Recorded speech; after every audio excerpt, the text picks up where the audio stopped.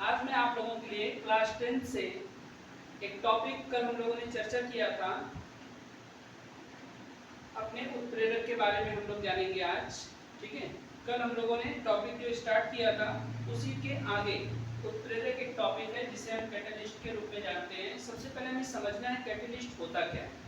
देखो, कुछ अपक्रियाएं ऐसी और रासायनिक अपक्रियाएं कुछ इस प्रकार की होती हैं जो काफ़ी फास्ट होती हैं, और कुछ ऐसी अपक्रियाएं होती हैं जो बहुत स्लो यानी मंद गति से होती है, जिसे कहते हैं कैटलिस्ट। अब कैटलिस्ट में हमें बताना क्या है कि सबसे पहले समझना है कि कुछ अपक्रियाएं जो तेज गति से नहीं होती, अगर उन अपक्रियाओं को हमें तेज गति से स्पीड से अगर उसको आगे बढ़ाना है तो वहाँ पे हमें उत्प्रेरक का उपयोग करना चाहिए। तो सबसे पहले हमें समझना है कि उत्प्रेरक क्या होता है, इसकी परिभाषा हम जानेंगे। परिभाषा या डिफिनीशन, किसी रासायनिक अपक्रिया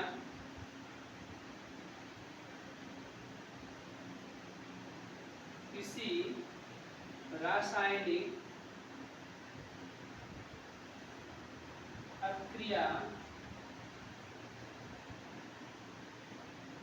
रासायनिक अपक्रिया जब किसी रासायनिक अपक्रिया की गति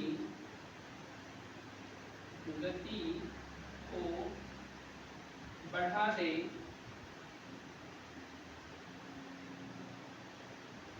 अथवा घटा दे और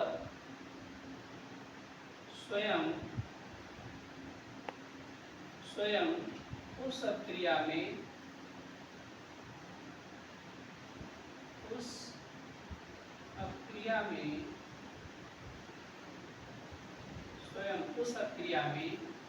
भाग ना ले उसे उत्प्रेरक कहते हैं।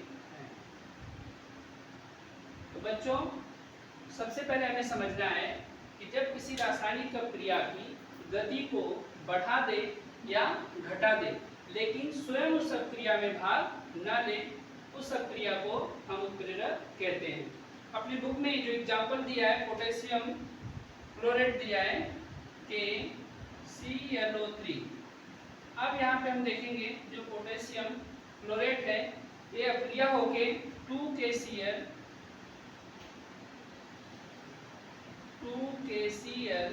प्लस। अब देखिए 2KCl अलग हो गया, बाकी जो हमारा ऑक्सीजन है वो अलग हो जाएगा। इसके साथ हमारा क्या बनेगा 3O2 यानी देखो ऑक्सीजन कितना है 3 दूना कितना हो गया 6, और यहाँ पे 2KCl यानी पोटेशियम क्लोराइड अलग हो जाता है, और इसको हम पढ़ते हैं पोटेशियम क्लोरेट।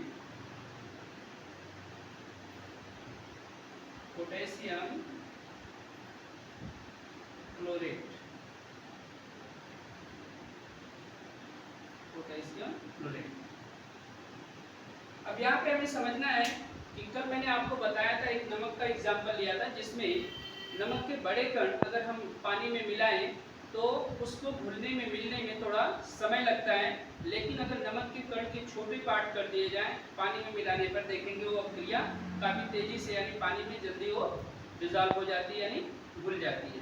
लेकिन कुछ कण ऐसे होते हैं जिसमें हमें तापमान या दाब दोनों की वहाँ पे, कल मैंने आप लोगों को बताया भी था कि तापमान और दाब दोनों का कहीं ना कहीं हमें उपयोग करना पड़ता है। लेकिन कुछ ऐसी अपक्रियाएं होती हैं रासायनिक जिसमें ताप और दाब का उनके ऊपर कोई भी प्रभाव नहीं पड़ता। उसके लिए हम क्या करते हैं, उत्प्रेरक यानी कैटालिसिस के माध्यम से उस अपक्रिया को आगे बढ़ाते हैं। अब यहाँ पे हमें समझना है ऑक्सीकरण और अपचयन क्या होता है।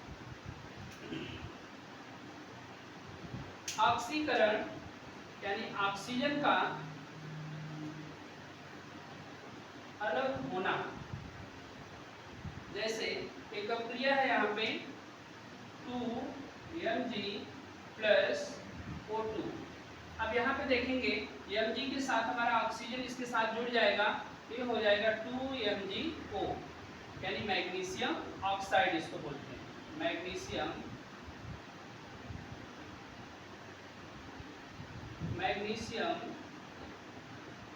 ऑक्साइड,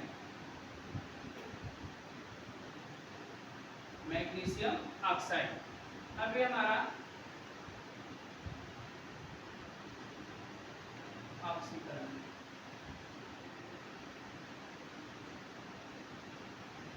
इसे ऑक्सीडेशन भी इंग्लिश में कहते हैं, ऑक्सीडेशन या ऑक्सीकरण। तो 2Mg + O2 यानी अबकारी पदार्थ में ऑक्सीजन का मिलना, यानी जो उत्पाद होगा, यानी परिणामी पदार्थ में ऑक्सीजन उसके साथ, यानी उत्पाद में ऑक्सीजन जब किसी मूल तत्व के साथ जुड़ता है, तो ऐसी स्थिति में उस अभिक्रिया में हम देख रहे हैं, अगर इसको कहा जाए तो हमारी कौन सी अभिक्रिया है? ऑक्सीकरण अभिक्रिया। क्या कहेंगे बच्चों? ऑक्सीकरण अभिक्रिया, ऑक्सीकरण अभिक्रिया। नेक्स्ट इसी तरीके से हम एक एग्जांपल और ले सकते हैं, जैसे कार्बन के साथ O2।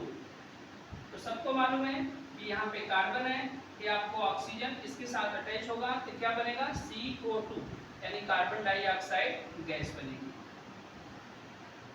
नेक्स्ट एग्जांपल, यहाँ पे Mg + MgS2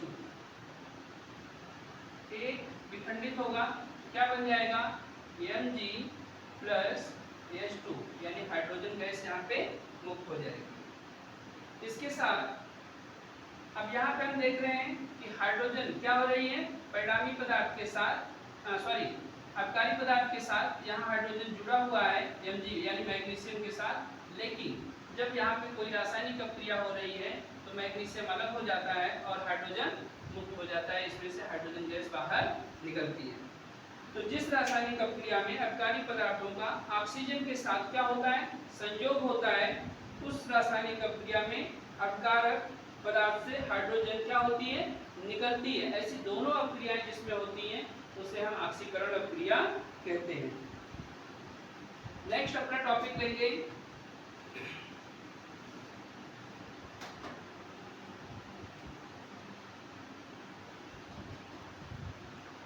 टॉपिक, इसमें अपना दिया है पोटेशियम परमैंगनेट, यानी 2KMnO4, 2KMnO4 प्लस, अब पोटेशियम परमैंगनेट इसको बोलते हैं, इसके साथ 10FeSO4 plus 8H2SO4, 8H2SO4।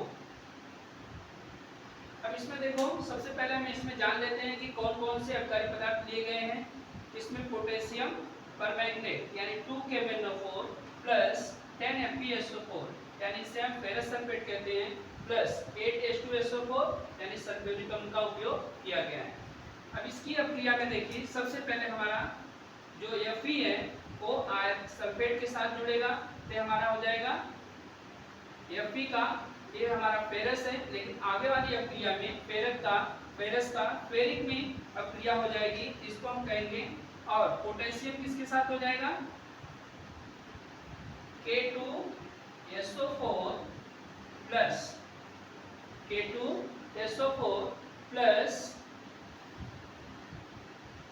2MnSO4 plus,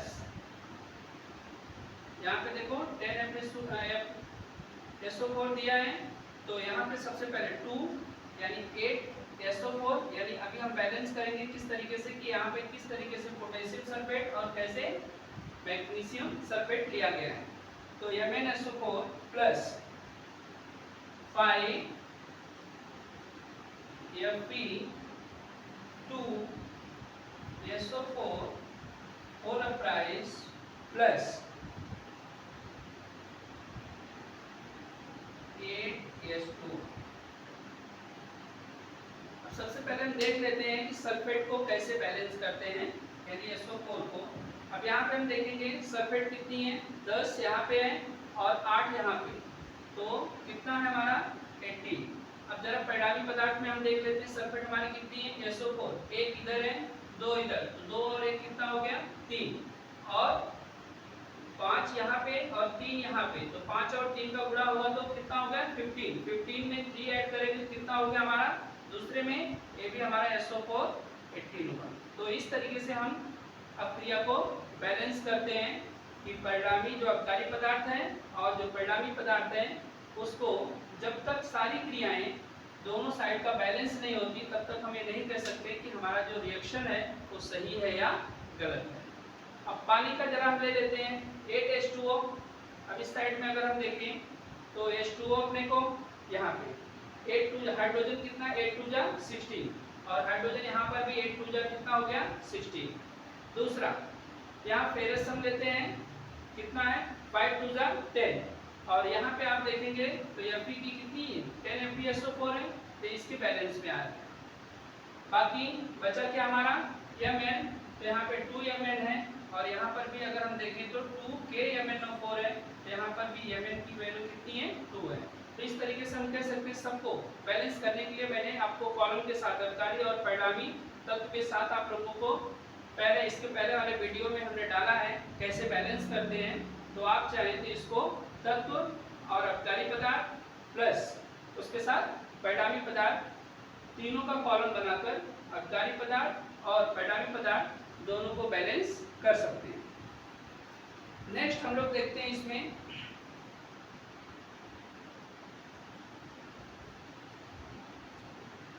अब यहाँ पे हम देखते हैं कुछ ऐसी अपक्रियाएं होती हैं जिसमें ऑक्सीकरण और अपचयन दोनों अपक्रियाएं एक साथ होती हैं, जिसमें ऑक्सीजन बाहर निकलना और हाइड्रोजन वहाँ पे आप देखेंगे कि किस तरीके से यहाँ पे हाइड्रोजन हमारा बाहर निकलेगी, ऑक्सीजन जुड़ेगा। तो एक अपक्रिया हम लेते हैं रेडॉक्स अपक्रिया जिसमें ऑक्सीकरण और अपचयन दोनों अपक्रियाएं एक साथ होती हैं। रेडॉक्स अपक्रिया या उसे बोलते हैं ऑक्सीकरण और अपचयन दोनों अपक्रियाएं एक साथ। एक यहाँ पे सबसे पहले हम समझेंगे रेडॉक्स अपक्रिया। रेडॉक्स अपक्रिया, रेडॉक्स अपक्रिया सबसे पहले हमें समझना है कि किसके बैलेंस में होता है। इसमें ऑक्सीकरण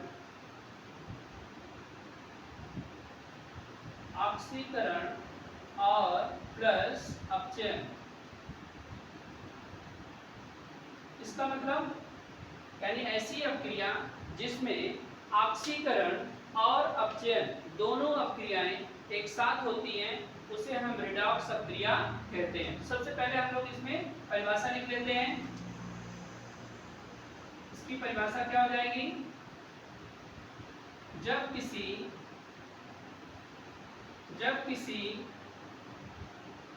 रासायनिक अपक्रिया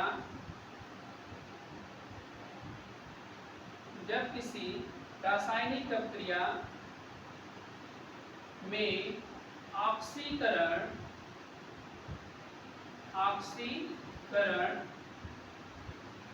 और अपचयन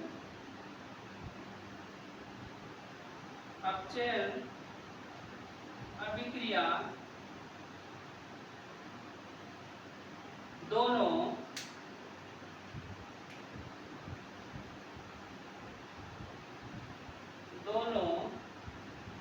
अभिक्रिया एक साथ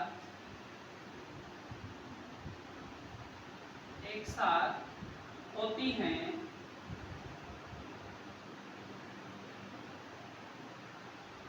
उस अपक्रिया को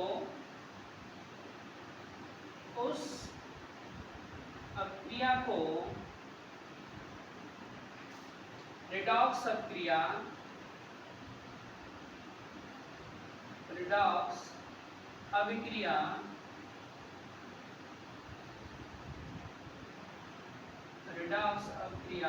कहते हैं।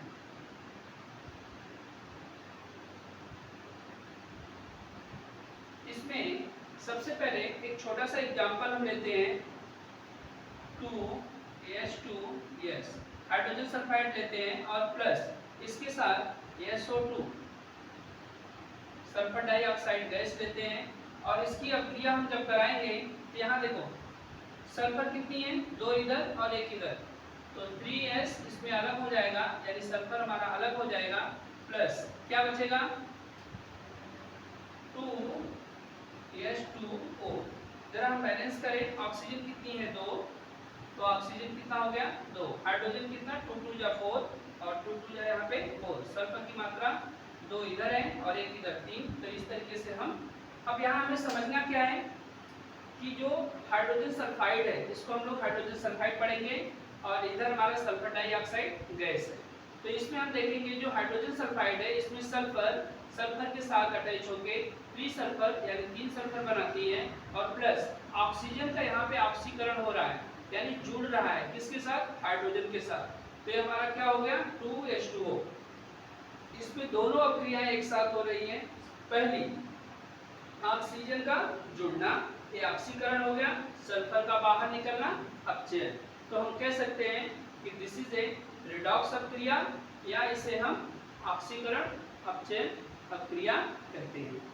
तो आज का वीडियो आप लोगों को मैं उम्मीद करता हूँ कि समझ में आया होगा कि 2 टॉपिक के ऊपर हमने डिस्कशन किया, चर्चा किया और हमने पूरी कोशिश किया अपने हिसाब से बताने के लिए। आगे के लिए वीडियो हम आपको नेक्स्ट वीडियो में डालते रहेंगे। आप वीडियो पसंद आया हो लाइक करो, शेयर करो। जय हिंद।